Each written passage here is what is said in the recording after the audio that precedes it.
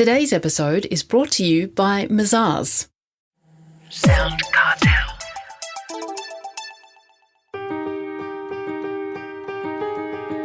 From SoundCartel, I'm Nicole Goodman, and this is Business Essentials Daily.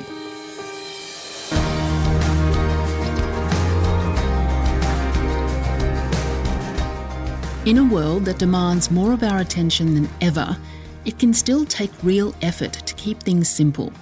Steve Jobs, Apple founder and CEO, had an almost religious devotion to simplicity and demanded the same from those around him.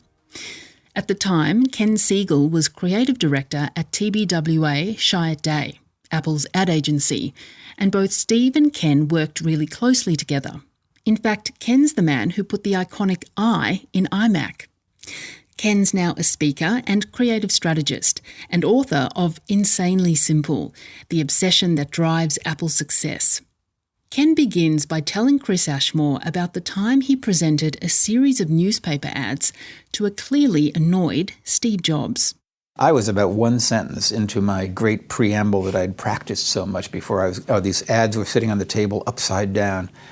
And I was a sentence into it, and Steve just said, "Will you just turn over the damn ads?"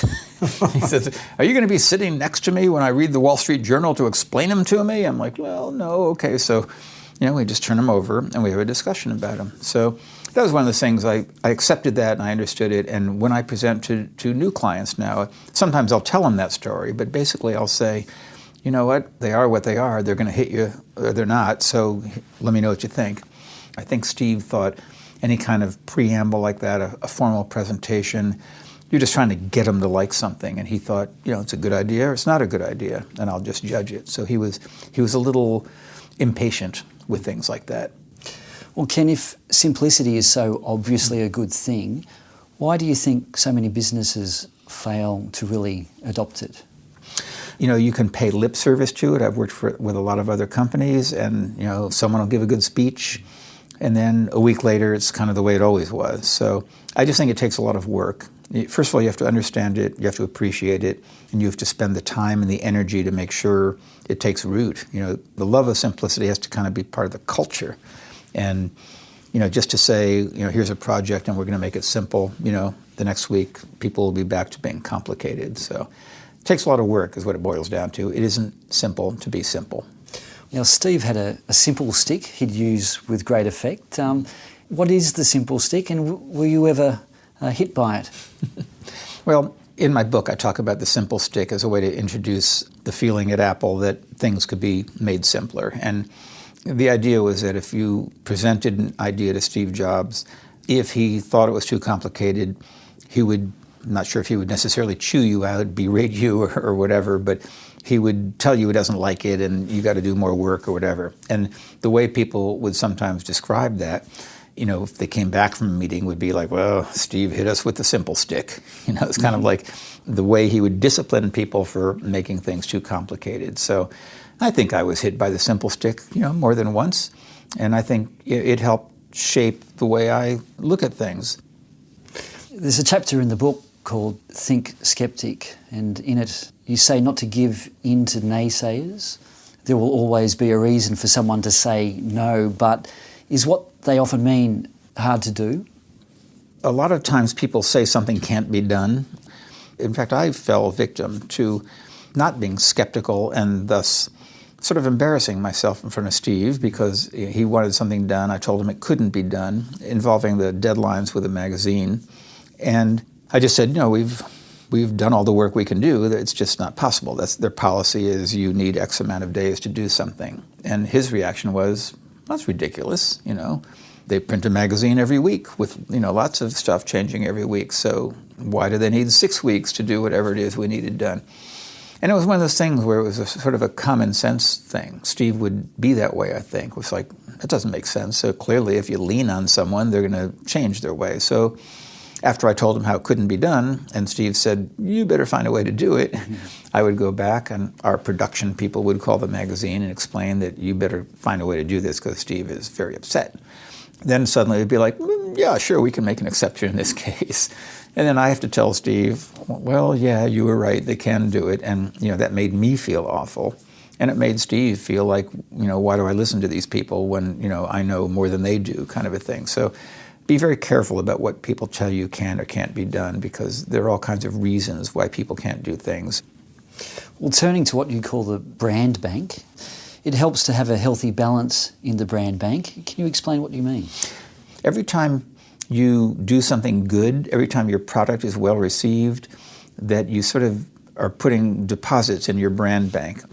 So Steve's thing was that you want to have a high balance in the brand bank, and the reason you want to have that is that shows that people are attached to you, and you have some goodwill built up, and when that inevitable bad thing happens, you'll survive. People will say, well, they're good guys, so cut them a break. So one of the examples I use is the iPhone 4 that had that antenna that wrapped around the edges, and there was immediately a firestorm of criticism because if you held it a certain way, you could short out the antenna, and people were dropping calls, and it wasn't nearly as big a deal as the world made it out to be, but there's so many people anxious to attack.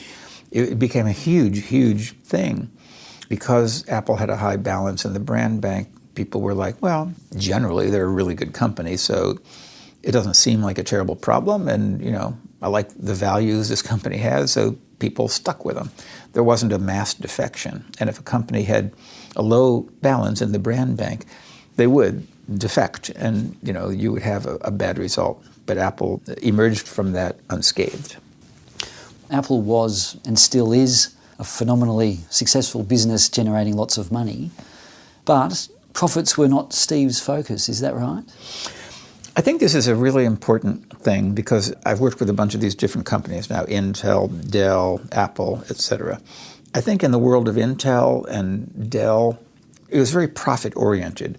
Almost every meeting was about driving up the number of clicks or sales or whatever, and you had to have measurable results, and that's all it was about. And creativity, honestly, was somewhat second in the priority list. I never had any meeting at Apple like that. There was never any kind of performance thing. It was always about just do great work. They didn't do that because they set out to get rich. They did it because they set out to make great products. If there's one single lesson that you can take away working with Apple, what would that be? What I learned from Steve is do the right thing. And that's going to sound, like I say, a bit trite, but that worked for him on two levels. One was the moral level. And we had a time where one of our Think Different ads created some controversy in somewhere in Asia. I forget exactly what it was, but we had chosen a person. It might have been Gandhi or something, and some locality was having an issue with it, and we got to run something else.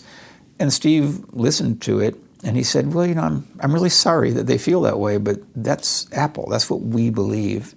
And we're not going to change that just to sell a few more computers. So that's us, and that's what we're running. And I remember thinking, wow, I've never really heard a CEO respond with such, moral correctness, and I respected him more for it. And so I think that was a right thing. And then you can look also, if you talk about morals, the App Store and the way Apple sort of polices, they approve, what apps are there. Steve didn't want pornography and bad things to be in the App Store. It's like, what? If they want to get those things, let them get them elsewhere, but Apple is not going to make that for them. The other part of it was the right thing as far as products went, and Steve really believed that the user experience was more important than anything else. So we had to make everything, in advertising that was part of the user experience, but, when you buy a product, the beauty of it, the feel of it, the software design, all that stuff. If there was ever a choice to be made, it was very simple. It's like, which one makes the best user experience? And that was the right thing to do. And then he would say, now find a way to do it faster and cheaper. He would never really compromise, but he never wavered in doing the right thing. That was author and ad man Ken Segall.